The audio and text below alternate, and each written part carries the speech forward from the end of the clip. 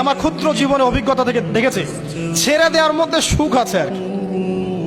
মনে করেন কেউ আপনাকে গালি দিয়েছে, তো আপনি অনেস্ট, আপনি সৎ এবং আপনি কোনো অন্যায় করেন, আপনি মাজলুম, তারপরেও আল্লাহর সন্তুষ্টির জন্য ছেড়ে দিলে, আচ্ছা ছাক, কিছু দিচ্ছে, বাদ, ওকে কিছু বললাম না, ছেড়ে দিন। এই ছেড়ে দেওয়ার মধ্যে যে এত সুখ, এটা আপনি বুঝতে পারবেন না। এই সুখটা উপলব্ধি করেছেন স্বয়ং রাসূল সাল্লাল্লাহু আলাইহি ওয়াসাল্লাম। মক্কা বিজয়ের দিন ওই যে বহু মানুষ এসে কি বলেছিল, ভয়ে কাঁপছে যে রাসূল সাল্লাল্লাহু আলাইহি ওয়াসাল্লাম তাদেরকে আবার মৃত্যুদণ্ড দেন কিনা, আছে না? আল্লাহ নবী বললেন যে লা তাসরিবা আলাইকুমুল ইয়াউমা, তোমাদের উপর আজকে আমার কোনো অভিযোগ নাই, ওয়া আনতুমুত তুলাকা, তোমরা মুক্ত, যাও, ছেড়ে দিল। এটা শান্তি।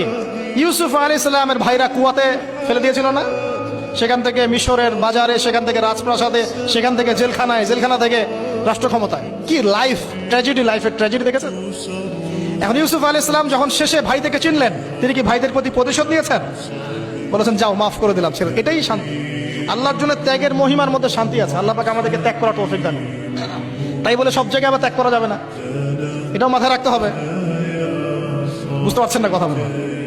মনে করেন যে আপনার পরিবারে আপনার বোনকে কেউ টিস করেছে, নাউজুবিল্লাহ, ছেড়ে দিব? যা বাবা, তুই টিস করেছিস, যা, দিলাম, ছেড়ে। দেখো, মনে করেন যে কারো সমাজের মধ্যে কাউকে ধর্ষণ করা হচ্ছে, নাউজুবিল্লাহ, আমরা বলবো যে যাক, মানবতা দেখালাম, ছেড়ে দিলাম। ইসলাম তো মানবতা ধর্ম, যাও, ছেড়ে দিলাম, বললে হবে? সব জায়গায় ইসলাম মানবতা শেখায় নাই, কারণ কোন কোন জায়গায় মানবতা না শেখানোটাই ফরজ। একজন চোরের উপর আপনি কি মানবতা দেখাবেন? একজন ধর্ষকের উপর আপনি কি মানবতা দেখাবেন যে আরো ধর্ষণ কর বাবা, যা, উৎসাহ দিবেন? একজন খুনি, আপনি কি তাকে মানবতা দেখাবেন না ফাঁসি দিবেন? তো এই যে কিছু মানুষ এখন বলে ইসলাম মানে শান্তি, আর শান্তি মানে শান্তির সুবাতাস করছে।